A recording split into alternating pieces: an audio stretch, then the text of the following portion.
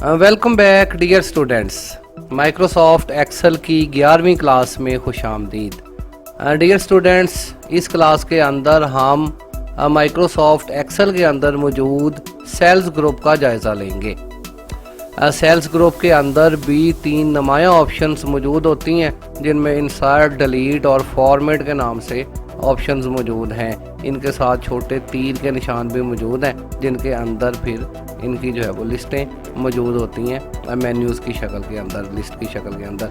हम फ़िलहाल जो है वो न्यू डॉक्यूमेंट पे चलते हैं। यहाँ पर जो है वो कुछ डाटा यहाँ पर फिल किया हुआ है। ये तो जो है वो मामूली डाटा है, काउंटिंग है, लेकिन हो सकता है आपके पास अहम डाटा हो। आपने नंबर्स जो है वो फ़ोन नंबर्स आपने लिखे हों, नाम लोगों के लिखे हों, आपसे जो है वो आपने एड्रेस लिखे हों, लेकिन आपसे कोई इंपॉर्टेंट मिस्टेक हो गई है, दरमियान में ब्लड ग्रुप लिखना रह गया है, यहाँ जो है वो आपसे जेंडर लिखना रह गया है, बाकी सारी शीट आपने बना ली। ऐसी सूरत हाल में अब 2 कॉलम्स को आपने बड़ी मेहनत से काम कर लिया। अब इन दोनों के दरमियान में आपको एक तीसरा कॉलम जो है वो चाहिए जिसमें आप काम कर सकें। या फिर ये 2 रोज़ हैं, इन 2 रोज़ के दरमियान में आपको एक और रो चाहिए जिस पर आप काम कर सकें। टेक्स्ट लिखते हुए, लाइनें लिखते हुए आप कहते हैं जी, क्योंकि सेल्स का काम है तो रोज़ में इस तरह की गड़बड़ वगैरह हो सकती है। तो ऐसी सूरत हाल में आप किसी भी जानब, किसी भी कॉलम के दाएं या बाएं आप जो है वो इंसर्ट कर सकते हैं कॉलम को। जैसे कि ये ई कॉलम है, इसमें डाटा फिल है, अगर चाहें तो इससे पहले जो है वो हम एक और कॉलम बना सकते हैं और ये डाटा सारा अगले कॉलम में चला जाएगा। खैर, करके देखते हैं। यहाँ पर फ़र्ज़ करें कि मैंने ये दूसरी रो जो है वो 4 नंबर जिसमें 8 लिखा हुआ है या ये 9 लिखा हुआ है, 9 वर्ड को जो है वो, अगर मैं 9 वर्ड जिस पे लिखा हुआ है, अगर इस सेल को मैं क्लिक करके सिलेक्ट करता हूँ तो अब की बार डिलीट, इंसर्ट सारी ऑप्शंस इस सेल के गिर्द जो है वो घूमेंगी। अगर मैं कोई कॉलम बनाऊंगा तो वो इस सेल के इधर बनेगा, इस पूरे जो है वो इस लाइन से इस तरफ बनेगा या इस तरफ बनेगा। इसी तरह अगर रो को जनरेट करता हूँ तो रो जो है वो 9 से ऊपर या नीचे जो है वो जनरेट होगी। तो सिलेक्ट कर लेते हैं किसी सेल को। यहाँ पे इंसर्ट की ऑप्शन मौजूद है, इसके ऊपर क्लिक करते हैं तो पहला जो है वो यहाँ पे बटन है इंसर्ट सेल के नाम से। इंसर्ट सेल, फ़र्ज़ करें कि यहाँ पर 9 से ऊपर जो है वो मैं चाहता हूँ कि ये 9 नीचे चला जाए और ये खाली रह जाए, यहाँ पे मैं कुछ लिख लूँ। तो ऐसी सूरत हाल में एक तो तरीका ये है कि आप इसको पकड़ के भी यहाँ नीचे कर दें, ये जगह बन गई। लेकिन अगर ऐसी भी गुंजाइश नहीं है तो फिर आप जो है वो 9 को सिलेक्ट करके यहाँ पर इंसर्ट सेल के ऊपर क्लिक करते हैं। यहाँ पर सेल शिफ्ट डाउन या राइट की ऑप्शन मौजूद है। ओके करने पर आप देखेंगे कि ये सेल खाली रह गया, न्यू सेल यहाँ पे बन गया। रो बनाना चाहते हैं, इस जो है वो F नंबर रो से पहले आप एक कॉलम से पहले आप कॉलम बनाना चाहते हैं तो आप इस पूरे को सिलेक्ट कर लें या किसी भी इस कॉलम के अंदर मौजूद किसी भी वर्ड को आप सिलेक्ट कर लें। यहाँ पे जाएं तो इंसर्ट शीट जो है वो रो की ऑप्शन मौजूद है। रो को, खैर ये वाली रो होती है, हम कॉलम पे बात करें तो पहले कॉलम को कर लेते हैं। इंसर्ट कॉलम करते हैं तो आप देखेंगे कि इससे पहले जो है वो F से पहले, मतलब ये F बन गया है और ये G हो गया है, ये सारा एक कॉलम जो है वो खाली हमें मिल गया। इसी तरह अगर ये आप 14 नंबर से जो है वो ऊपर एक रो भी बनाना चाहते हैं बिल्कुल खाली, तो ऐसी सूरत हाल में आप फॉर्मेट पे जाके, इंसर्ट पे जाके रो भी जो है वो इसमें इंसर्ट कर सकते हैं। इसके ऊपर क्लिक करते हैं तो यहाँ इसके ऊपर एक रो भी इंसर्ट हो गई है। यही काम आप कॉलम के ऊपर भी राइट क्लिक करके इंसर्ट कर सकते हैं, रो या कॉलम। यहाँ पर किसी कॉलम को सिलेक्ट करके या फिर किसी सेल के ऊपर राइट क्लिक करके भी आप इंसर्ट करके वही बॉक्स आपके पास आ जाता है जो यहाँ पर इंसर्ट सेल के क्लिक करने से आपके पास आता है। उम्मीद है आपको समझ लगी होगी कि किस तरह से इसके अंदर रोज़ या कॉलम जनरेट किए जा सकते हैं। ये बिल्कुल जो है वो एक सिंपल मेथड है, इसमें कोई इतनी मुश्किल बात नहीं है। यहाँ पर वही बटन्स आपको दिखाए जा रहे हैं। फिर इसके अंदर इंसर्ट शीट की ऑप्शन मौजूद है। डिफ़ॉल्ट आपके पास 1, 2, 3 शीट्स मौजूद होती हैं। अगर आप एक और शीट बनाना चाहते हैं, वैसे तो ये बटन होता है इंसर्ट शीट का, वर्क शीट का, आप इसके ऊपर क्लिक करके शीट जो है वो जनरेट कर सकते हैं न्यू, या फिर आप इसके ऊपर क्लिक करके इंसर्ट करके एक और शीट इसमें बना सकते हैं। तो इस तरह से यहाँ पर 3 तो पहले से शीट्स मौजूद होती हैं, आप मज़ीद जितनी चाहें शीट्स इसके अंदर बना सकते हैं। यहाँ इंसर्ट के अंदर ये ऑप्शन में भी मौजूद है। फिर डियर स्टूडेंट्स, यहाँ पर इंसर्ट के नीचे डिलीट की ऑप्शन मौजूद होती है। इसके अंदर डिलीट सेल, डिलीट रो, डिलीट कॉलम, आप किसी भी चीज़ को डिलीट कर सकते हैं। इवन के डिलीट शीट की भी ऑप्शन मौजूद है, पूरी की पूरी शीट डिलीट करने के लिए। डिलीट सेल, किसी इस सेल को सिर्फ 14 नंबर को डिलीट करना चाहते हैं, इसके ऊपर क्लिक करते हैं, ओके करते हैं, तो अब ये सेल बिल्कुल डिलीट हो गया और बाकी जो है वो सेल्स ने इसकी जगह ले ली है। कोई फजूल लिखा गया है, नहीं लिखना था, बाकी देखा है तो बाकी सारे पूरे हैं, ये एक ज़्यादा ही हो गया, यहाँ तक आ गया है। तो ऐसी सूरत हाल में हमें ढूंढना होता है, यार ये काम करने पड़ सकते हैं, तो यहाँ पर डिलीट सेल की ऑप्शन मौजूद है। फिर डियर स्टूडेंट्स, डिलीट जो है वो कॉलम और डिलीट रो की ऑप्शन मौजूद है। ये जो 11, 12, 13, 14, 15 तक जो है ये पूरी मैं चाहता हूँ कि ये रो ही डिलीट हो जाए। डिलीट पे जाते हैं, डिलीट शीट रो की ऑप्शन मौजूद है, इसके ऊपर क्लिक करके हम इसे डिलीट कर सकते हैं। इसी तरह हम कहते हैं जी एफ कॉलम पूरा डिलीट हो जाए, पूरे कॉलम को सिलेक्ट कर लें, या फिर सिर्फ ये 9 नंबर है इसको सिलेक्ट करके हम डिलीट कॉलम करते हैं, इसके ऊपर क्लिक करते हैं, तो ये सारा कॉलम भी डिलीट हो गया। लेकिन यहाँ पर आपके पास कॉलम्स की तरतीब में या रोज की तरतीब में कोई फ़र्क दिखाई नहीं दे रहा। खैर, यहाँ पर जो है वो कंट्रोल Z करके अकाउंटिंग अपनी वापस ले आते हैं। समझ आपको आ गई होगी कि किस तरह से पूरी शीट को भी अगर आप डिलीट करना चाहते हैं तो इस बटन को दबा के पूरी शीट को डिलीट कर सकते हैं। जैसे कि ये 7 नंबर शीट है, ये नहीं चाहिए हमें, आप यहाँ पे जाएं डिलीट पे और डिलीट शीट पे क्लिक करें, तो यहाँ पर 7 नंबर डिलीट शीट जो है वो डिलीट हो गई है। 8 नंबर शीट इसको भी नहीं चाहिए, इसे भी डिलीट कर देते हैं। इसी तरह से किसी भी शीट का ये जो टैब है इसके ऊपर राइट क्लिक करके भी आप यहाँ से डिलीट कर सकते हैं, या रीनेम भी कर सकते हैं, इसका नाम बदल सकते हैं। फिर डियर स्टूडेंट्स, यहाँ पर इंसर्ट और डिलीट के बाद फॉर्मेट के नाम से ऑप्शन मौजूद होती है। फॉर्मेट के अंदर क्या चीज़ें मौजूद होती हैं? फॉर्मेट के अंदर सेल साइज़, ये जो आपका सेल है जिसके अंदर 9 लिखा हुआ है, इसका साइज़, इसकी हाइट क्या है, इसकी विड्थ क्या है, इसकी लंबाई क्या है और चौड़ाई क्या है। तो यहाँ पर डिफ़ॉल्ट इसकी जो है वो लंबाई कितनी होती है, यहाँ पर जाएं तो आप ये हाइट की बात हो रही है, इसके ऊपर क्लिक करें तो इसकी हाइट डिफ़ॉल्ट आपकी रो जो है वो, इसका जो सेल है इसकी हाइट 22,000 या 5 जो है वो मिलीमीटर्स होती है। आप इसको अगर बढ़ा दें, यहाँ पर मैं 50 कर देता हूँ, ओके करते हैं, तो अब इसकी हाइट ज़्यादा बढ़ गई हुई है। आप जितनी मर्ज़ी जो है वो कॉलम्स की हाइट अपनी मर्ज़ी से यहाँ से सेट कर सकते हैं।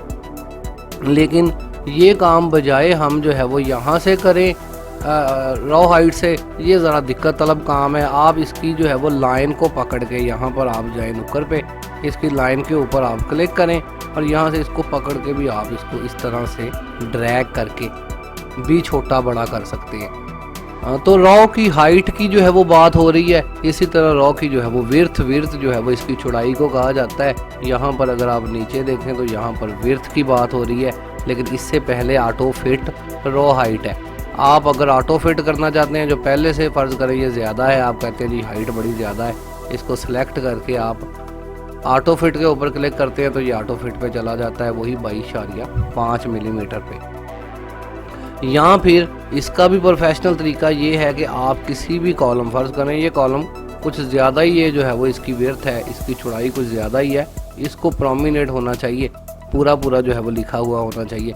तो ऐसी सूरत हाल में अगर आप लाइन के ऊपर, इस कॉलम की लाइन के ऊपर जाके इसे सेलेक्ट कर लेते हैं, यहाँ पर इस लाइन पे या इस लाइन पे जाके आप डबल क्लिक करते हैं तो भी ये ऑटो फिट हो जाता है। इसको डबल क्लिक करते हैं, ये ऑटो फिट हो गया। इसी तरह फिर अगर आप ये डबल क्लिक नहीं करना चाहते तो फिर यहाँ पे जाएं, यहाँ पर भी जो है वो ऑटो फिट जो है वो कॉलम के ऑप्शन मौजूद है, इसके ऊपर क्लिक करें, ये ऑटो फिट हो जाएगा। इसका बेस्ट तरीका तो ये है, फ़र्ज़ करें कि यहाँ पर कुछ कॉलम्स कुछ बड़े हैं, कुछ छोटे हैं, अब आपको पता नहीं चल रहा कि किस तरह से इनकी तरतीब देनी है या बड़ा मुश्किल काम है, तो इनको आप जो है वो इन सारे कॉलम्स को सिलेक्ट कर लें। सेलेक्ट करने के बाद आप इन तमाम जो है वो कॉलम्स को सिलेक्ट करें। किसी भी लाइन के ऊपर डबल क्लिक करके ये सारे ही ऑटो फिट हो जाएंगे। फ़र्ज़ करें कि ये लाइन है, मैं इसके ऊपर डबल क्लिक करता हूँ तो अब पूरी की पूरी शीट जितना हिस्सा हमने सेलेक्ट किया था वो सारा हिस्सा ऑटो फिट हो गया। आप ट्राई करके देखेंगे तो आपको समझ आ जाएगी। आप सबको सिलेक्ट करेंगे, लाइन के ऊपर डबल क्लिक करेंगे, ऑटो फिट। कोई एक लाइन बड़ी है, यहाँ ज़्यादा ही बड़ी है, इसको सिलेक्ट करेंगे, लाइन पर डबल क्लिक करेंगे तो ऑटो फिट। तो ये ऑटो फिट जो है वो बआसानी यहाँ से भी हो सकता है और ये बार बार एक्सेल में जो है वो करना पड़ता है। तो इसकी जो है वो प्रैक्टिस वर्क है आपको स्टूडेंट्स करना होती है और आई होप कि आप करेंगे भी इंशाल्लाह। यहाँ पर फिर इसके बाद जो है वो ऑटो फिट हाइट है, विड्थ है, ऑटो फिट और इनकी जो है वो आप तय कर सकते हैं। डिफ़ॉल्ट विड्थ है जो पहले से थी। इसके बाद जो है वो यहाँ पर विजिबिलिटी की ऑप्शन मौजूद होती है जिसके अंदर ये आपकी जो है वो हाइड एंड अनहाइड की ऑप्शंस मौजूद होती हैं। जैसे कि आप किसी रो को, किसी कॉलम को, किसी पूरी शीट को छुपाना चाहते हैं। हाइड करने से मुराद होता है किसी चीज़ को छुपा देना। फ़र्ज़ करें कि ये मैं कहता हूँ कि यार ये जो लाइन लिखी हुई है ना, इसके अंदर टेलीफोन नंबर लिखे हुए हैं, बड़ा इंपॉर्टेंट डाटा है, हो सकता है मेरे कस्टमर्स को ये बंदा फ़ोन ही ना कर दे जिसको मैं शीट दे रहा हूँ। तो ऐसी सूरत हाल में आप उसको प्रिंट आउट तो देंगे, लेकिन प्रिंट आउट के अंदर ये जो आपका टेलीफोन नंबर है या कोई ख़ास है या अमाउंट का नंबर है, आप इसको उसे कहेंगे जी ये नहीं हम दे सकते, वगैरह वगैरह। इस तरह के बहुत सारे लॉज होते हैं।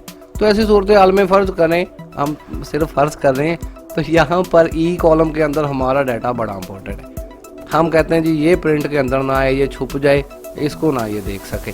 तो ऐसी सूरत हाल में आप क्या करेंगे, आप इस अभी तो जो है वो हम इस कॉलम के अंदर मौजूद हैं। इस कॉलम के अंदर मौजूद रहते हुए आप यहाँ पर हाइड अनहाइड की ऑप्शन है, यहाँ पर हम हाइड करना चाहते हैं जी रो को नहीं, रो को भी इसी तरह करेंगे कॉलम को। तो ज़्यादातर कॉलम, रो भी हो सकती है, तो ज़्यादातर कॉलम होते हैं। हाइड कॉलम आप इसके ऊपर क्लिक करते हैं तो आप देखेंगे कि यहाँ पर डी के बाद ई नंबर कॉलम आपको नज़र नहीं आ रहा। मैं कंट्रोल Z कर देता हूँ फ़िलहाल ताकि आप इसको देख सकें। अच्छा जी, यहाँ पर DEF 3 कॉलम मौजूद हैं, इसको हाइड हमने करना था, दोबारा हम इसको हाइड कर रहे हैं। हाइड कॉलम, ये कॉलम जनाब छुप गया है, यहाँ पर पता नहीं चल रहा कि यहाँ पर, ये तो पता चल रहा है कि कॉलम है लेकिन नज़र नहीं आ रहा, ना तो ये प्रिंट के अंदर आएगा ना ये हमें जो है वो दिखाई देगा। तो इसको जो है वो फ़िलहाल हमने हाइड कर लिया हुआ है अपनी मर्ज़ी के मुताबिक। लेकिन अगर आप जो है वो इसको दोबारा से लेके आना चाहें तो अब आप इसको कैसे लेके आएंगे, क्योंकि यहाँ पर तो जो है वो अगर कॉलम ही कोई आप सेलेक्ट नहीं करेंगे तो उसको अनहाइड कैसे करेंगे। फ़र्ज़ करेंगे अब तो ये ख़त्म ही हो गया है, ना यहाँ नज़र आ रहा है या यहाँ नज़र आ रहा है। कॉलम पे जब हम क्लिक जब तक नहीं करेंगे तो इसको अनहाइड कैसे करेंगे। तो यहाँ पर अनहाइड कॉलम मौजूद तो हैं, हम इसके ऊपर क्लिक करते हैं लेकिन हमारा कॉलम ई नंबर कॉलम फिर भी वापस नहीं आ रहा। ये देखें कि यहाँ पर ये इसके, तो ये आम बंदा जो है वो जिसने ये वाली चीज़ें पढ़ी नहीं हुई या जो है वो समझी नहीं हुई, तो ये इसको जो है वो शायद वो मैनेज ना कर पाए, इसको ना अनहाइड कर पाए। तो ऐसी सूरत हाल में आप क्या करेंगे, अगर आपने डी और एफ के दरमियानी कॉलम को ज़ाहिर करना है तो पहले आप इन दोनों कॉलम को सिलेक्ट कर देंगे। पता तो आपको चल ही गया है ना कि डी के दरमियान में ई नंबर कॉलम जो है वो है और ये हाइड है। तो ऐसी सूरत हाल में आप इन दोनों को सिलेक्ट करेंगे और ऐसी सूरत हाल में आप जाके फॉर्मेट के अंदर जाके अब की बार इसको अनहाइड कॉलम करेंगे। इसके ऊपर जैसे ही आप क्लिक करेंगे तो अब हमारा वो कॉलम जो इन दोनों के दरमियान में था हमें जो है वो नज़र आ गया है। इसी तरह आप अपनी रोज़ के साथ भी करेंगे। तो ये प्रोटेक्शन के काम है, ये लाजमी आप लोगों को जो है वो आने चाहिए और टेस्ट के अंदर तो लाजमी मैं जो है वो इसको रखूँगा। फिर डियर स्टूडेंट्स, यहाँ पर जो है रीनेम शीट जो है वो माइनर ऑप्शंस हैं। अगर शीट का नाम बदलना चाहते हैं, यहाँ पर शीट नंबर 3 है। फ़र्ज़ करें कि आप जो है वो यहाँ पर कोई मखसूस नाम लिखना चाहते हैं, आप संडे मंडे इस तरह से जो है वो दिनों के नाम लिखना चाहते हैं, इस पर जो है वो आप अपनी वर्किंग के नाम लिखना चाहते हैं, वगैरह वगैरह XYZ कुछ भी आप कहते हैं जी शीट्स ना लिखे हों, हमें पता चल जाए कि ये हफ्ते का रिकॉर्ड है या इतवार का है या पीर का है। तो ऐसी सूरत हाल में आप इनके नाम तब्दील कर सकते हैं। रीनेम शीट आप इसके ऊपर क्लिक करें, यहाँ पर रीनेम आ गया है, आप X, Y और Z कुछ भी जो है वो इस पर टाइप करके रीनेम कर सकते हैं। ये आपकी शीट जो है वो रीनेम हो चुकी है, नाम इसका तब्दील हो चुका है। इसी तरह से अगर आप यहाँ से इसके ऊपर राइट क्लिक करें तो यहाँ पर भी रीनेम की ऑप्शन मौजूद होती है। यहाँ पर भी क्लिक करके आप इसका नाम दोबारा से तब्दील कर सकते हैं। तो यहाँ से तब्दील करें या फिर आप यहाँ से जाके इसको रीनेम करें, चीज़ तो बरकैफ एक ही है। फिर यहाँ पर जो है वो ऑप्शन होती है मूव या कॉपी शीट की। आप इस पूरी शीट को जो है वो कॉपी करके मूव कर सकते हैं न्यू शीट पे। कैसे, हम जो है वो फ़र्ज़ करें ये ABC नाम की जो है वो शीट है हमारे पास, हम इसके ऊपर क्लिक करते हैं, मूव कॉपी के ऊपर क्लिक करते हैं। अब इसको आप कहाँ पे मूव करना चाहते हैं, शीट 1 आप इसके ऊपर क्लिक करते हैं तो अब ये यहाँ से उठ के शीट 1 से पहले जो है वो चली गई है। इसी तरह से अगर आप इनको तरतीब देना चाहते हैं तो फिर आप इसको पकड़ के, फ़र्ज़ करें ये सबसे आखिर में थी अब सबसे पहले चली गई है, आप इसके ऊपर क्लिक करके भी इसको उठा के इन दोनों के दरमियान में रख सकते हैं कुछ इस तरह से। यहाँ छोड़ दें तो अब ये दोनों के दरमियान में आ गई है। तो इस तरह से आप अपनी शीट्स को मूव कर सकते हैं। याद रहे कि ये सारा कॉलम जो है वो इन शीट्स के टैब के ऊपर बात हो रही है, शीट्स के नाम ही इन बटनों के ऊपर। ये हम जो है वो वर्क शीट पर काम नहीं कर रहे बल्कि ये नीचे काम कर रहे हैं। अच्छा डियर स्टूडेंट्स, यहाँ पर जो है वो इसके बाद टैब कलर्स भी हैं, इनको टैब जो है वो कहा जाता है। टैब कलर के अंदर ये अभी जो है वो इनमें कोई कलर नहीं है। अगर आप इनके अंदर कोई कलर फिल करना चाहते हैं, इसके ऊपर आप क्लिक करें तो ये ABC नाम की शीट है, इस पर रेड कलर जो है वो फिल हो गया है। इस पर जो है वो हम क्या करते हैं, ये दूसरी एक शीट है, इस पर हम ग्रीन कलर फिल कर देते हैं। और ये तीसरी एक शीट है, इस पर हम जो है वो येलो कलर फिल कर देते हैं। तो इस तरह से जो है वो आप इनमें चाहें तो कलर्स भी फिल कर सकते हैं। लेकिन याद रहे कि एक्सेल जो है वो एक इंटेलिजेंट सॉफ्टवेयर है। यहाँ पर ये नहीं है कि इन कलर्स का मकसद जो है वो हमारी कोई रंगों की खूबसूरती है, बल्कि इन कलर्स को दिखाने का मकसद कुछ इस तरह से होता है कि फ़र्ज़ करेंगे हम बड़ा लंबा चौड़ा काम कर रहे हैं, यहाँ पर रेड कलर या जो है वो ग्रीन कलर जो है वो फ़र्ज़ करने की अलामत है कि हमारी शीट ओके है, बिल्कुल ठीक है। फिर इसके बाद जो है वो रेड कलर, जिसमें हम कह सकते हैं कि अभी काम ही कुछ नहीं किया, शीट के ऊपर ख़तरे में है, जो कि अमूमन रेड कलर होता है ग्रीन सिग्नल के बाद। फिर येलो सिग्नल आपके पास हो सकता है जिसमें कहा जी आधा का काम हमने किया है, आधा का काम हमने रहता है। तो इस तरह से आप अपनी शीट्स को कलर दे के भी अगले को पहचान करवा सकते हैं कि किस तरह का काम हम कर रहे हैं, या आप खुद जो है वो पहचान सकते हैं कि ये मेरी शीट ओके है, इस पर मेरा काम कंप्लीट है, इस पर मैंने अभी जो है वो शुरू ही करना है और इस पर मैं आधा का कर चुका हूँ, वगैरह वगैरह। होएवर, लेकिन बात हम कर रहे हैं यहाँ पर मौजूद टैब्स कलर्स वगैरह की। फिर डियर स्टूडेंट्स, यहाँ पर अगर नीचे देखें तो यहाँ पर प्रोटेक्शन की ऑप्शंस यहाँ पर मौजूद है, जिसके अंदर प्रोटेक्ट शीट, अगर आप इसी शीट पर वापस आ जाते हैं, इस शीट पे, क्योंकि इस पर हम शुरू में थे।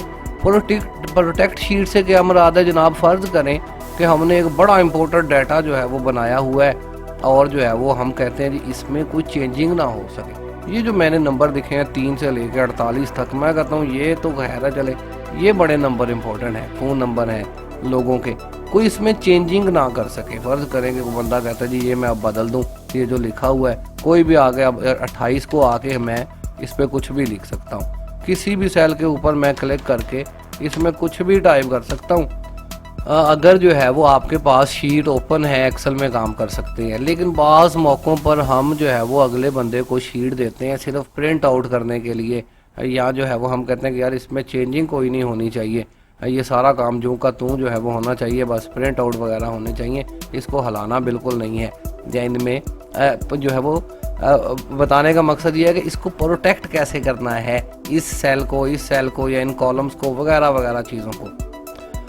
अमूमन आम तो हालात के अंदर इसकी ज़रूरत नहीं पड़ती, लेकिन अगर इम्पोर्टेंट काम है तो इसकी ज़रूरत पड़ भी सकती है। फ़र्ज़ करें कि ये मैं यहाँ से लेकर यहाँ तक चाहता हूँ कि इनमें कुछ छेड़खानी ना हो सके, बाकियों में हो सके, खैर है। तो इसको मैं यहाँ से सिलेक्ट करके रेंज बना लेते हैं, यहाँ पे चले जाते हैं हम प्रोटेक्ट शीट की, लॉक सेल की भी वर्क है ऑप्शन यहाँ पे मौजूद है। आप जो है वो प्रोटेक्ट शीट के ऊपर क्लिक करें। अब यहाँ पर जो है वो इस तरह का बार, जैसे ही आप उसके ऊपर क्लिक करते हैं तो प्रोटेक्ट शीट के नाम से इस तरह का बार एक ओपन हो जाता है, जिसमें बहुत सारी ऑप्शंस जो है वो मौजूद हैं, जिसमें सेलेक्ट लॉक्ड सेल हैं, सेलेक्ट अनलॉक्ड सेलेक्ट सेल हैं। जो भी आपने लॉक या अनलॉक सेल वगैरह किए हैं उनको प्रोटेक्ट करना है। फिर और भी बहुत सारी ऑप्शंस होती हैं, जिस ऑप्शन के ऊपर आप चेक लगा देंगे वो ऑप्शन जो है वो इंसर्ट रो वगैरह कोई ना कर सके, इंसर्ट कॉलम कोई ना कर सके वगैरह वगैरह, जो चीज़ फॉरएवर आप इसमें से यूज़ करना चाहें। हम फिलहाल यही चाहते हैं कि इन सेल्स को जो है वो कोई बंदा इसमें छेड़खानी ना कर सके, मकसद हमारा ये है। हम इसे सिलेक्ट करते हैं, पहले ये दोनों जो है वो सिलेक्ट है।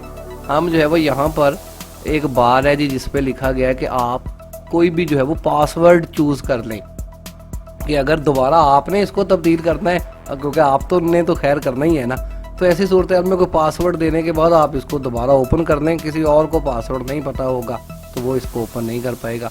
आप यहाँ पर कोई पासवर्ड रख लें। फिलहाल मैं समझाने के लिए यहाँ पर 1 2 3 रख देता हूँ, आप कुछ भी रख सकते हैं। इसको रखने के बाद ओके करते हैं तो ये अगेन आपको पूछ रहा है कि दोबारा री एंटर करें, कन्फर्म कर दें कि पासवर्ड यही है। आप कहेंगे 1 2 3 यस यही है, ओके कर दें। तो अब ये यहाँ से लेके यहाँ तक पता तो नहीं चल रहा, लेकिन ये सेल हमारे प्रोटेक्टेड हो चुके हैं, इनमें तब्दीली नहीं हो सकती। कोई बंदा आता है यहाँ पर ये ई कॉलम में तब्दीली नहीं हो सकती। यहाँ पर अगर आके इस 9 को कोई बंदा चेंज करता है, इसको किया था, अच्छा सारे सेल्स हमारे लॉक हो गए, रेंज बनाने का भी जो है नहीं हुआ, सारे सेल ही लॉक हो गए हैं। लेकिन रेंज बना के भी आप इनको लॉक कर सकते हैं। ये मुझे जो है वो समझ नहीं है कि सारे क्यों लॉक हो गए, शायद सारे जो है वो पहले हमने लॉक किए थे, सारे के ऊपर ही जो है वो अप्लाई हो गया ये चीज़। खैर इसको जो है वो अभी ख़त्म करना आप चाहते हैं तो अनप्रोटेक्ट इसको कर सकते हैं, इसके ऊपर क्लिक करते हैं, वही पासवर्ड अगर फ़िलहाल तो हम इसको नहीं चेंज कर पा रहे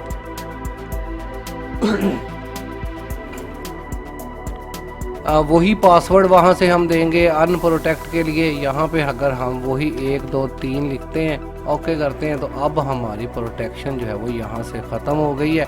अब हम किसी भी सेल में दोबारा से कोई तब्दीली जो है वो कर सकते हैं बआसानी, जैसे कि हम पहले इसमें किया करते थे। तो अगर आप अपनी शीट्स को यहाँ से जो है वो प्रोटेक्ट करना चाहें, इनको लॉक लगाना चाहें, पासवर्ड लगाना चाहें, तो वो भी आप इसमें एंटर कर सकते हैं।